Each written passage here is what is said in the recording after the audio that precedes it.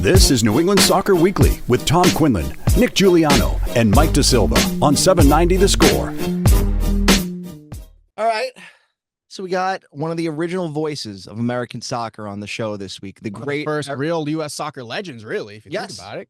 I mean, one of the pioneers when it comes to this game in this country, one of the pioneers when it comes to television broadcasting in this country. Whether you like him or not, he's one of the people that I think we needed to further the message of growing the game. And he's done an incredible job doing that. You can catch him now on Sirius XM FC. He's none other than Eric Wynalda. Eric, welcome to Providence. It's a real treat to have you today. Thank you. No, my pleasure. But be careful with that Pioneer deal. Aren't those the guys that get shot in the back in the back of the room? You're a man with the target on your back. Why is that? Why is it that you, Alexi Lawless, Carly Lloyd, when you step out of line, and this is what I've noticed, covering the Revolution here for years, when you don't follow the company line, when you don't follow the party line, you're the problem. They find all these character flaws in you. No, it has nothing to do with that. Look, I have, I like to say that I do have a filter, but it's more like a strainer. You're going to get a couple pebbles in that deal. But some pulp. When you work for Fox, who has a deal with the Federation and MLS, they're partners. So the way it works, and I can talk about it now, and Sure. This is the way it works, is if you happen to have an opinion that is counter to the narrative, they'll pull you aside and they'll say you can't say that, or they'll stop the tape if it's a tape show, and tell you that you find some new words and you can't say that. And when you ask why am I not allowed to be critical of certain things, especially on the business side, you start criticizing that aspect of the Federation, you'll find yourself in big trouble in a hurry. But it's because they're partners. They have a deal that basically precludes you from doing that. You can't say bad things about your partner, and they'll let you know. I think I'm on a whole, I probably got fired 4 or 5 times, or put in a room for a week that basically said until you alter your behavior, you won't be on the air again. It's just the way it is, and it could be anything. I remember one time when I basically said, this is when I knew I was in trouble. When Jermaine Jones and Maurice Edu had a really good year. And I said, this is going to be trouble for Michael Bradley because he hasn't been in good form. And these two are pushing it, which I think is a good thing. That's all I said. Man, I don't know. Some phone calls were made and said, let's stay away from that topic. I was like, okay, that's pretty intense. But that's the way this job works. The timeline on that would have been... Bob must have been the coach, no? Well, I mean, Bob and Bob was still the coach, and Michael was not the captain, but I think this was just before that 4-2 loss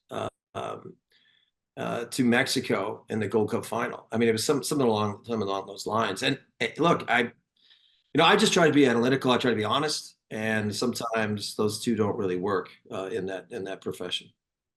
Is that kind of like an expectation, obviously, as people who are passionate about the sport and, really look to the people on TV to break down a game and be like, hey, we're not trying to sell you something that doesn't exist. Is that a direct message from U.S. Soccer? It's like, hey, listen, we don't necessarily want you to get too technical here. It comes from Fox. It's there. When I ran for president, I sat with Eric Shanks, who said, this is unprecedented. We don't know what to do. Because you're about to campaign against the Federation, and they're our partners, so we can't pay you to do that. And so I had to essentially quit Fox if I really wanted to pursue the presidency. Which you put out a real campaign, by the way. You put out a real hard campaign. Yeah, but it really didn't hit the right people. I mean, the way that the actual vote is so backloaded. If you don't have Don Garber's vote and anybody that he has influence over, you have no shot. I actually ended up getting more votes than anybody, but they were all the 1-pointers and the 2-pointers, not the 33 percenters. So it was an indication that our country really wanted change. They really wanted things to be done differently. They wanted somebody to to address the pay-to-play system that we have in a different way, not necessarily make it completely go away, but there was just a lot of the machine got me. That's all I can tell you. It was incredible, and some of the people that I really thought were going to be helpful in that movement towards change, they eventually were swayed in the direction of the money, and they didn't want to bite the hand that feeds them.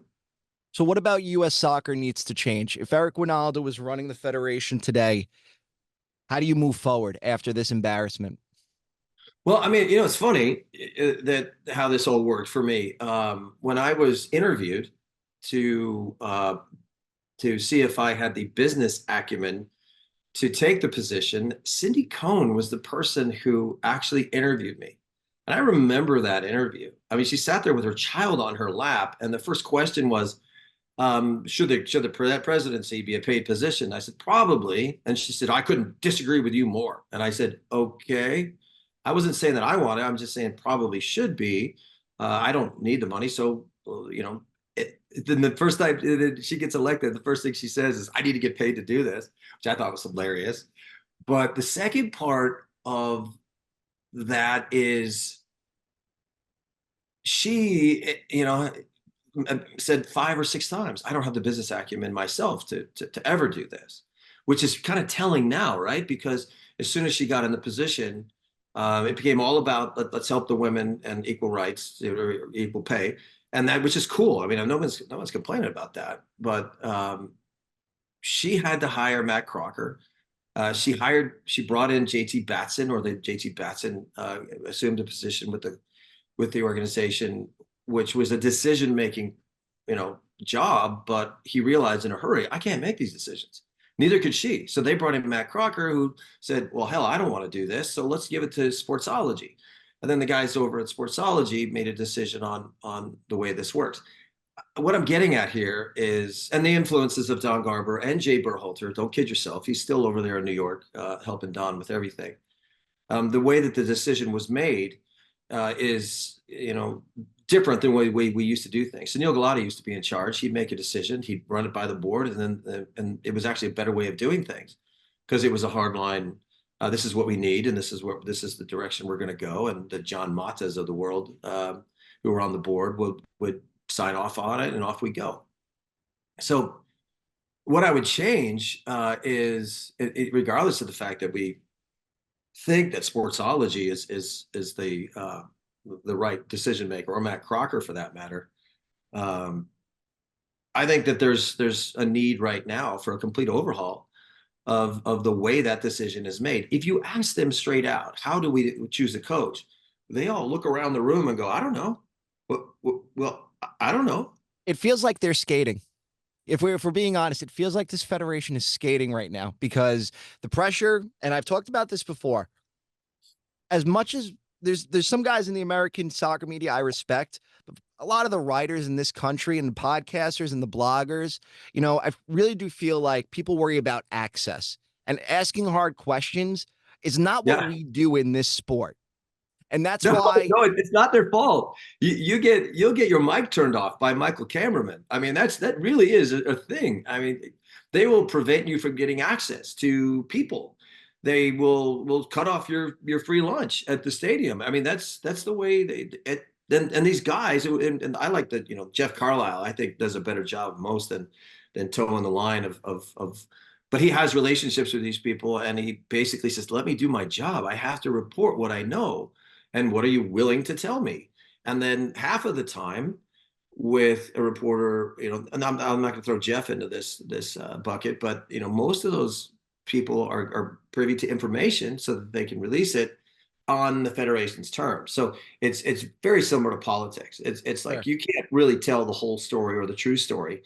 What you can only say what we're comfortable with allowing you to say, even though we'll tell you everything. And then we expect you to live the lie with us, especially if you know something that you shouldn't. So it's just, I mean, like this whole thing with Gio. I came out during the World Cup. I was aware of things through a certain line of people. No, not Claudio. Even though I was speaking directly to Claudio, I got this information from someone else about how that all transpired, and I got blasted for saying something. And I think we get about 2 weeks into the story, if you will, which I originally did with Dylan Hernandez from the LA Times. He's a good friend, and he just was asking a very simple question, and I gave him an answer, which was the truth. I was called a liar. I was called, a lot of things, and I ended up almost essentially recanting what I said, because I didn't want it to be a distraction to the team. I didn't want Greg Berhalter to take the stage and have to answer questions about, well, Eric Wynalda said you're a liar. I just thought that was a distraction. So I just let it go. I took the high road on that. And people like Hercules Gomez came after me, and Sebastian Salad Bar, that's what I like to call him. I mean, a lot of people who are trying to promote their careers, because they know how this works. You want to befriend the federation. You want to make sure that you're sticking to the narrative, and then you get access. And when you get access, you get to talk to the players. You get to. It's not my fault that I have their private numbers, or I have the ability to do that. So that's how we've gone over a week without Greg Berhalter being fired. Well, and keep waiting. All right. Okay. There's reasons for it. And if you want to dive into the reasons, yes, well, there are reasons for it. And it really is no longer about performance, even though this is a result driven business. It's more about and it's not X's and O's for sure. They like the process. They like the way he coaches. It just simply has come down to public perception is really coming down on Greg at this point, and he's too expensive to fire. So it's getting tricky. But at what point does that affect U.S. soccer's image as a whole? I mean, you have the World Cup coming in 2 years, and it's at the point now where even the average person that doesn't follow U.S. soccer is saying Berhalter out. At what point do they have to kind of swallow, the check a little bit there and make a decision that necessarily they don't want to make? Well, I mean, okay, the last 3 years they've probably lost almost in excess of 80 million in legal fees and lawsuits. So they're kind of swimming backwards. We had a former president, Carlos Cordero, who talked a lot about this surplus. Those were reserves. I saw the books. I know the numbers. It was in excess, almost 200 million. It's down to under 100. So there's now you have to pay the women as just as much as you're paying the men. And you got guys like Christian Roldan, who in 2022 cycle made over $500,000 off of the federation. And that surprises people, right? Well, guess what? If Christian Roldan is making $500,000, then what is the substitute half of the time player for the women's team going to be making? And how are those numbers going to add up? And how are they going to escalate to a point where this federation can't afford it? They were relying on the sponsorship dollars that would pile in from the World Cup, but now they got to share that with Mexico and Canada, and FIFA is finally going to take their bite out of it. It's not like '94. It's not like, hey, we're helping you out to start a league. We're helping you out to start soccer in this country.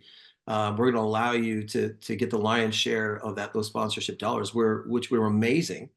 It's not that way. It's not going to be this way. So they're trying to figure out a way to make that ledger work. And you do the numbers and you try to figure it out. Just biting the bullet and firing Greg without a replacement is probably what they'll do. And then we'll probably see an interim for a while.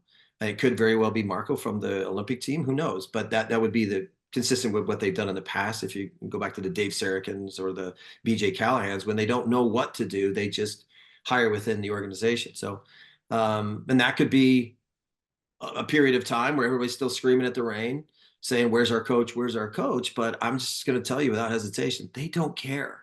They don't listen to the noise. They are a bunch of people who sit in a room, who sit with their accountants and their lawyers and say, how do we keep this business going? And it's just the reality of what we're looking at. Why are the lawyers so heavily involved in soccer?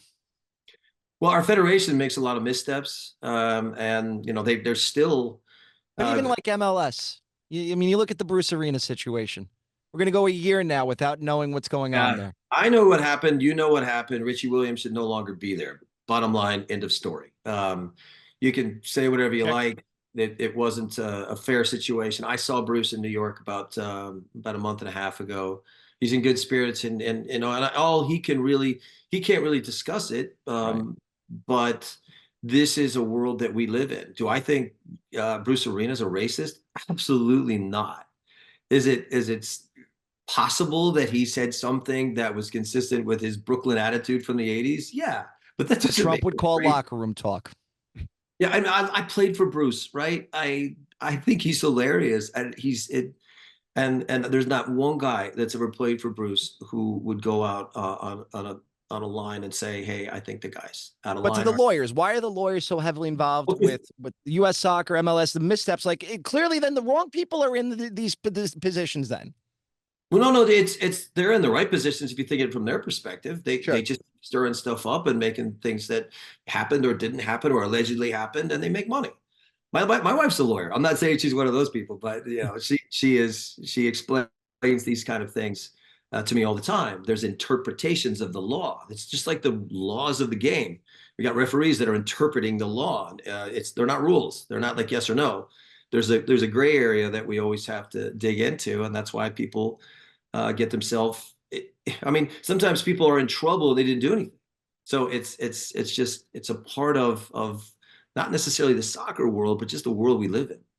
Eric, you mentioned something earlier that I want to get back to for a second, the pay-to-play aspect. Now, are you speaking about that from a professional level, or are you talking from the youth all the way up? No, it was just something that was a hot topic at the time. I mean, I'm an MLS Next director here in Las Vegas, and I understand the overall pressures that you may get from which competitions you play in, who you register for, all of that stuff.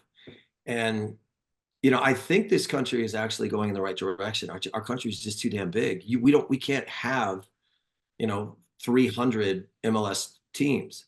We could only have the allocated if you have an MLS franchise in your state or in your city. That little bubble, that 75-mile radius, is that bubble they draw around the actual stadium is real. And then those players are essentially owned by MLS teams, which I think is a little bit unfair. I think it's a lawsuit. It's another lawsuit waiting to happen. Think about that. I mean, if you're a great soccer player and you're 14 years old and you just happen to grow up in Corona, California, the LA Galaxy will fight with LAFC about whose player that is. They have done nothing to help the development of that player, but they are going to claim ownership if the kid does anything and tries to go to Europe, for example, and someone's interested in him over there. Even though LA Galaxy and LAFC had no idea who the kid was, they're gonna claim ownership of that kid's pass. And then if the kid says, "Well, Austin came and looked at me and they really like me and they want to sign me," and again, Galaxy and LAFC have done nothing, and this is just a hypothetical scenario, but that kid is now not unallowed. He's not allowed to go to Austin and play, even though they did their homework and found the kid and said, "Hey, we want to offer you a contract." The deal that they've made means that Austin has to pay one of them to get a player that's not even theirs. Just think about that for a second and think about how bizarre that is. And I mean, there's great examples that you could liken this to that have happened in Europe. Kai Havertz is a great example. Kid grew up in Aachen. Was very good at the age of 14, just before the decision-making process. His parents were driving him to Leverkusen because it was a better scenario. It was a first division team as opposed to a fourth division team. So when the paperwork went down that Leverkusen sold the player to Chelsea, and it was a big number, it should have gone back to Aachen. That was the club that had the kid all the way until he was 14, 15 years old. But it didn't. So, I mean, it happens in other places, but Aachen as a club had a vested interest in Kai Havertz and trained him, and he played for them for a long time. I'm talking about the scenario of somebody just what the MLS saying we own that player. That's going to be a lawsuit. That is going to be a massive lawsuit, and because there's ultimately, as our players continue to get better, somebody and money starts being exchanged, or the promise of money, they're going to start fighting over it, and it's going to get ugly. So I know we're against the clock a little bit here, but we're fortunate this year in Rhode Island. We got a USL team, Rhode Island FC. It's been a ton of fun. Yeah, Tommy and I. Brett Johnson. Yeah. No, that look, I mean, we've had them on the program. They understand how this works, what the direction is. They're kind of playing along with next steps and whatnot. But those are the kind of hot spots in this country that you got to welcome, and you got to hope that you have really good people that are behind the scenes making really qualified decisions. Really happy for Rhode Island. I love Rhode Island, so it's a fun little pocket of the world. Yeah, Tommy and I do the radio broadcast for the home matches, and it's been a blast, and just seeing the success that they've had so early on in their club history has been amazing. Is there ever a future or a possibility? I don't know how it would work if it's something that, but a pro rel. We know that this is a hot topic, like you mentioned earlier. This is something that people are super passionate about, especially the lower leagues in this country. Is that ever going to be a possibility, or is this just like a money talks? It's never going to happen. Sure, Don Garb will be in your answer at some point here. Yeah, no. If you asked me this and I was working for Fox, I would have to alter my answer. But I don't have any strings attached to me, so I'll give you my answer. The answer is it should be, but when you have a scenario where the franchises, these aren't owners, all right? These are investor operators. That's the term that you have to, the people that dump the money in these kind of things. But they put a lot of money in there. This is a single entity business, and talking them into it would be almost impossible. Now, the way it works in the rest of the world is, there are parachute deals that if the team is in fact relegated, that they receive money to make sure that they don't just disappear.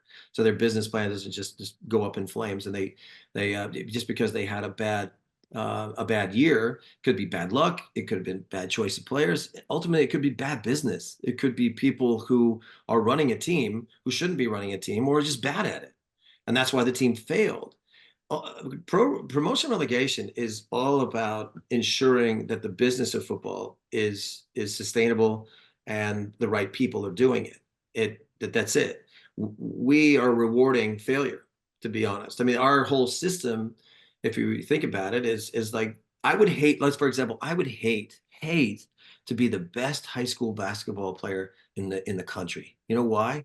There's only one thing that I'm guaranteed. I'm going to play for the worst team in the NBA next year. That's the way that's going to work for me. And that stinks. But that's a system that is trying to constantly feed parity, right? I mean, I said this on X the other day. I was like, look, you can't create, you can't yell and scream about this crazy idea of promotion and relegation when you've created a system which essentially allows everybody to get in the playoffs. And you can be mediocre and get in and call that a success. And then this is the system that we have, but we have a national team that's going to get knocked out of the first round, and we're going to call that a success. Well, yeah, that's what we think success is. So our mentality will never be different until we have something like promotion and relegation. Look, I got relegated. I know what that feels like. I got promoted and relegated. And I will say without a doubt that it's what we're lacking, because when you take the field and you know that you're going to lose your job if you don't perform and you don't play well and you don't get results, you get better in a hurry. We don't have that. We have guys that say, we lost. Hey, nice game. You guys want to go get something to eat? Try that in Europe. That doesn't fly. Yeah, it's a different culture, and it feels there's a very European culture in the USL. I mean, from what we've seen. Yeah, I think that's where you were going, right? Yeah. I mean, they entertained the idea. Alec Papadakis had got a lot of pressure. They made some internal moves over there at USL. They were talking about it, and it seemed like it was about to happen, and then it kind of floated away, didn't it? So I don't know. I mean, internally, if they can create that with USL, it would be phenomenal. It would teach such great lessons to our fans, to our players. We get better. Bottom line is we would get better as a soccer nation. So I would obviously applaud that, but I don't see that attachment to MLS at this time. Although still have that NASL Rocco Commisso lawsuit, which is looming. It's kind of, no one's thinking about it, but that ruling's coming down pretty soon that will challenge first tier status, and that could be the first component that would change things in this country.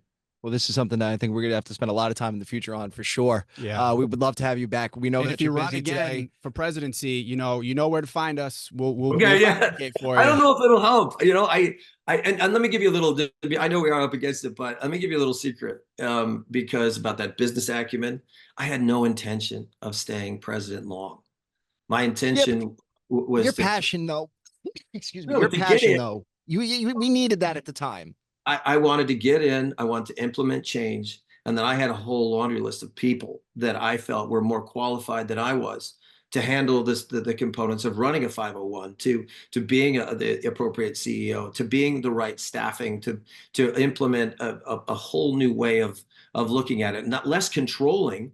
But I would have probably stepped aside and let somebody else take it. But my intention was not to be president. I didn't care about what was at the buffet at the FIFA games. I don't need that. I have a family. I got 6 kids. I'd rather spend my time with them. But the truth of the matter is the presidency of U.S. soccer is a tough job, but it is a job that we need to do appropriately. Eric Wynalda, SiriusXM FC's very own Eric Wynalda. We hope to have you back in the future, sir. Thank you so much for making the time with us today. Always a pleasure, guys. Anytime.